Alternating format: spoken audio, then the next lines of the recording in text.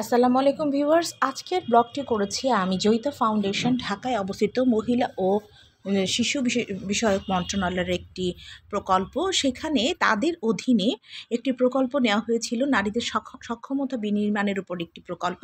সেই প্রকল্পে আমরা CPDR central for policy and development and research এই প্রতিষ্ঠানের অধীনে আমরা একটি প্রশিক্ষণ করেছিলাম ডিজিটাল মার্কেটিংয়ের ওপরে।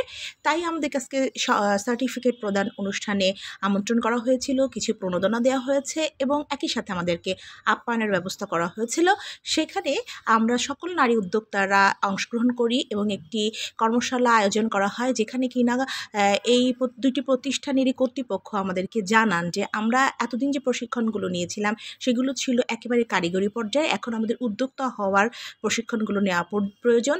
কারণ এখন ম্যাক্সিমাম প্রতিষ্ঠানই এই প্রশিক্ষণগুলো দিচ্ছে একরকম ব্যবসা ফেদে নিয়েছে, কিন্তু মূলধারার উদ্যোক্তা হতে গেলে যে ধরনের মূল প্রশিক্ষণগুলো প্রয়োজন, ট্যাক্স ফাইল, প্রাইজিং, তারপরে ট্রেড লাইসেন্স এবং এ ধরনের আরও জরুরি যে বিষয়গুলো জানা দরকার, সেই বিষয়ে গবেষণাগুলোর জন্য তারা আমাদেরকে প্রস্তাব করেন।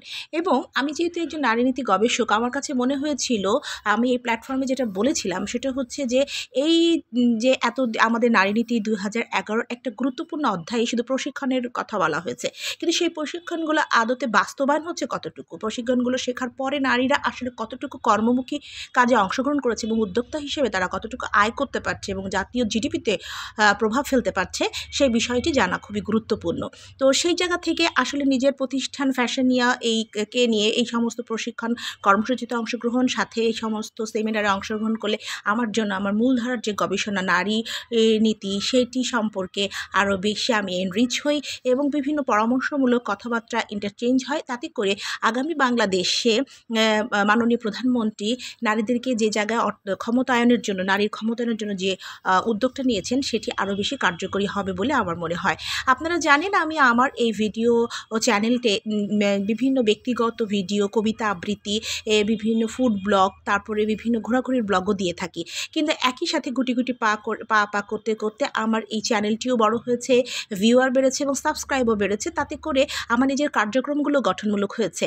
আমি এখন যে বিভিন্ন সেমিনারগুলোতে অংশগ্রহণ করি এবং কর্মসূচিগুলোতে অংশগ্রহণ করি, প্রশিক্ষণে অংশগ্রহণ করি, সেইগুলোর আপডেট আমি দিই, যাতে করে নারী উদ্যোক্তারা আমার গুটি গুটি করে এগিয়ে চলার সাথে সাথে এই ব্লগগুলো দেখে তারাও কিভাবে বিভিন্ন কার্যক্রমে অংশগ্রহণ করতে পারবে সে সম্পর্কে তারা ইনফর্ম হন।